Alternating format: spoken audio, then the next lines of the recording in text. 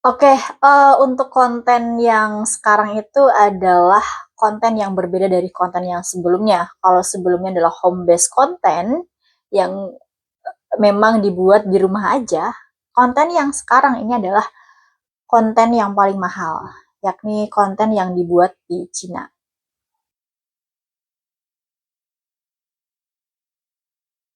Jadi nama konten ini adalah mencari makanan halal di Cina part 1.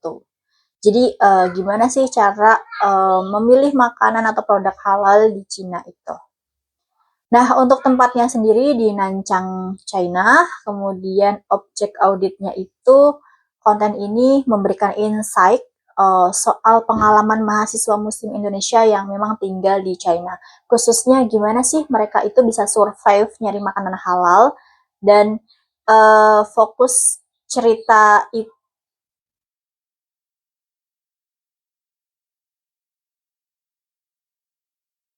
Root cause-nya sendiri adalah minimnya informasi soal makanan halal di Cina, terutama pengalaman real dari mahasiswa traveler Muslim. Kemudian ada stereotip kalau negara mayoritas non-Muslim itu, kayak Cina misalnya, itu susah buat nyediain makanan halal.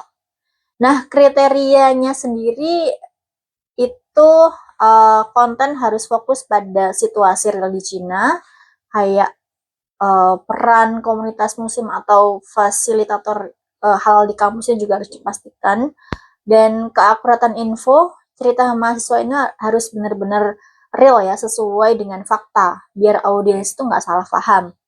Kemudian juga diberikan tips atau rekomendasi lokasi makanan halal yang memang gampang dicari.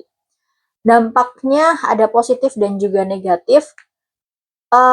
Dampak positifnya itu konten ini memberikan gambaran langsung gitu dari mahasiswa muslim di China, dan mereka tuh menunjukkan bahwa meskipun ada tantangan, makanan halal itu tetap ada kok bahkan di negara yang mayoritas non muslim.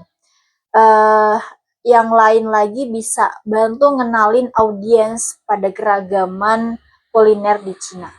Negatifnya adalah bisa muncul anggapan kalau nyari makanan di Cina itu susah banget, sehingga wisatawan Muslim tuh bisa ragu untuk ke China. Kemudian juga info lokasi halal yang ada di konten masih butuh panduan yang lebih lengkap lagi ya. Insight dari konten ini, viewersnya ada 1625.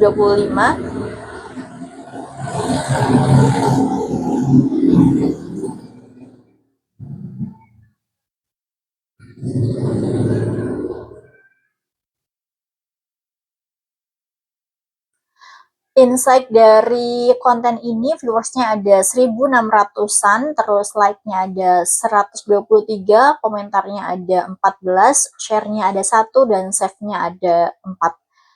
Untuk rekomendasi konten ini harusnya lebih dibikin seri konten lanjutan lagi, kemudian highlight pengalaman mahasiswa muslim dari kota atau kampus lain di China biar bisa mendapatkan sudut pandang yang lebih luas lagi ya. Kemudian juga ada peta interaktif restoran halal yang mungkin nanti juga akan dibahas di konten selanjutnya, dan juga bisa mengajak atau kolaborasi sama mahasiswa dari kota lain atau komunitas biar nambah cerita yang lebih beragam lagi. Kemudian rekomendasi yang terakhir bisa jadi uh, seperti cara pakai aplikasi penerjemah untuk nanya soal makanan halal atau ngenalin simbol halal di produk kemasan makanan.